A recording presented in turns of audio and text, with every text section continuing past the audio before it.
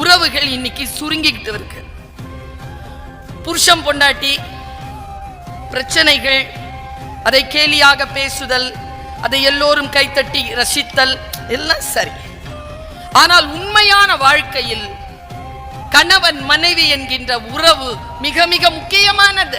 அதில் இருக்கக்கூடிய சுகம் மற்ற விஷயங்களில் தேடலில் இல்லை என்று இந்த சமுதாயத்திற்கு நாம் சொல்லியாக வேண்டிய கடப்பாட்டில் நின்று கொண்டிருக்கிறோம்.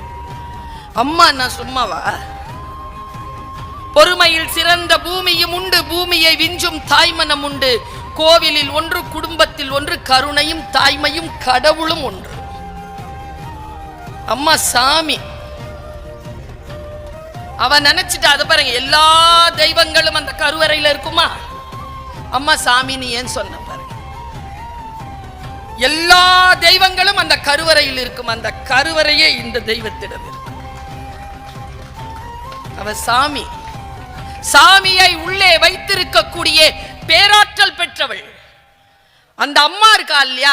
அந்த அம்மாவை உயிருடன் இருக்கின்ற பொழுது பேணி பாதுகாத்து கொள்ள வேண்டும். எனக்கு தெரிஞ்சிங்க, எங்க அம்மாக்கு 79 வயசுங்க.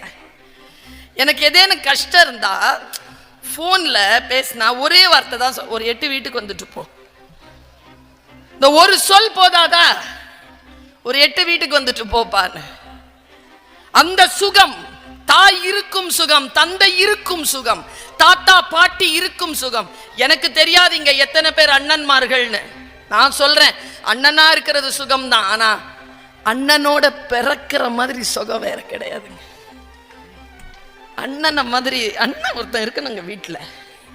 அப்பாவை பார்த்தா, அப்பாவை சின்ன வயசுல பார்க்கணுமா? அண்ணனை போய் பார்த்துக்கங்க. நிறைய பேர் இருக்கிறோம் நம்ம இங்க. என் அண்ணன் கூட நான் பேசுறது இல்லை. என்ன பெருமை உனக்கு? அம்மா அப்பாவுக்கு தெம்பு இருந்தா தம்பி தங்கச்சி கிடைக்கும், அண்ணன் கிடைக்காது, அக்கா கிடைக்காது. அக்காவும் அண்ணனை யார் தெரியுமா? எனக்கு இது சயின்டிபிக்கா உண்மையானு தெரியாது. இந்த பூனை குட்டி போடும்போது முதல் குட்டியை பத்தியமா சாப்பிட்டுடுமா? அப்படி தன் குடும்பத்திற்கு பத்தியமாகி போனவர்கள் நம் அண்ணன்மார்களும் அக்காமார்களும். அந்த சுகத்தை எனக்கு தெரிஞ்சு என் தம்பி யார் தெரியுமா? எனக்கு ஒரு பையன் இருக்காங்க, ஆனா என் மூத்த பிள்ளை என் தம்பி தாங்க. நான் தாய்மையை உணர்ந்த கணம் என் தம்பியினுடைய கரம் பிடித்த கணம், அவனை கையில் வாங்கிய கணம். என் தங்கைக்கு நான் அம்மா, என் அக்காவுக்கு நான் மகள், என் அண்ணனுக்கு நான் மகள். இந்த உறவின் சுகம் இருக்கு இல்லையா? இந்த உறவின் சுகத்தை நாம் அடுத்த தலைமுறைக்கு கடத்தவே இல்லை என்பதுதான் ஒற்றை பிள்ளையோடு இருக்கிறோம் அல்லது மலட்டு தன்மையில் இருக்கிறோம். இந்த சுகத்தை கடத்துவோம். நம்முடைய வாழ்க்கையில் உறவுகள் சுகம் என்பதனை சொல்லி தருவோம். உனக்கு துயரமாக இருக்கிறதா? உனக்கு துக்கமாக இருக்கிறதா? அந்த மருந்தே குடும்ப உறவுகள் தான். குடும்ப உறவுகள் தான். நான் யோசிச்சு பார்த்திருக்கேன். பல பேர் ஈகோ, நான் சொன்னார் பாருங்க, 3 பேரிச்சப்பழம் வராத ஒரு குத்து விளக்குக்காக 3 ஜென்மம் எடுத்தாலும் கிடைக்காத சுகத்தை நாம் எப்படி இழந்து வருகிறோம் என்பதனை அவர் தன்னுடைய பேச்சிலேயே சொல்லிவிட்டு போனார். நாம் தான் இழந்து வருகிறோம்.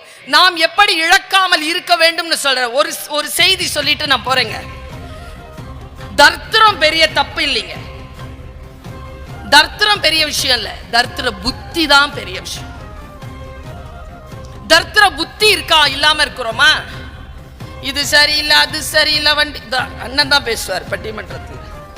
நம்ம மதுக்கூறார் ஒருத்த ஊட்டி ரோட்ல போயிட்டே இருக்குது பஸ், பின்னால இந்த மாதிரி 2 பேர்ல ஒருத்தர் மாதிரி, அண்ணன் சரியில்லை, பொண்டாட்டி சரியில்லை, புள்ள சரியில்லை, வீடு சரியில்லை, வாய்ப்பு சரியில்லை, எதுவும் சரியில்லை.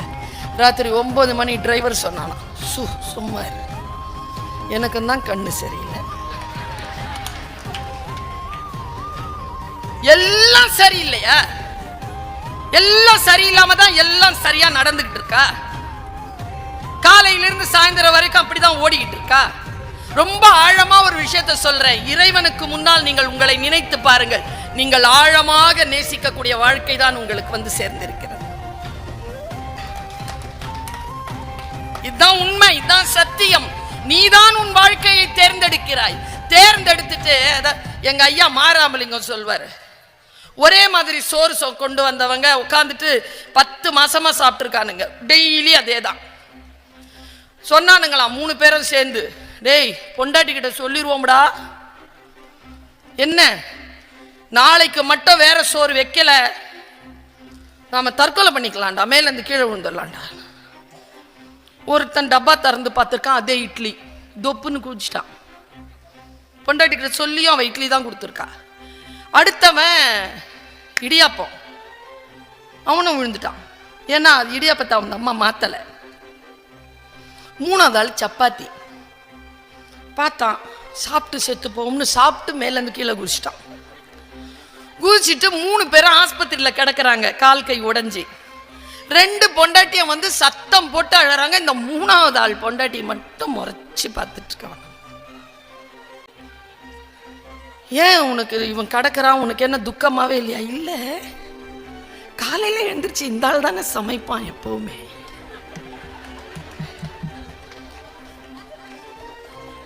அவன் சமைச்சது அவனே சாப்பிட்டு அவனே செத்து போனதுதான் இந்த கதை.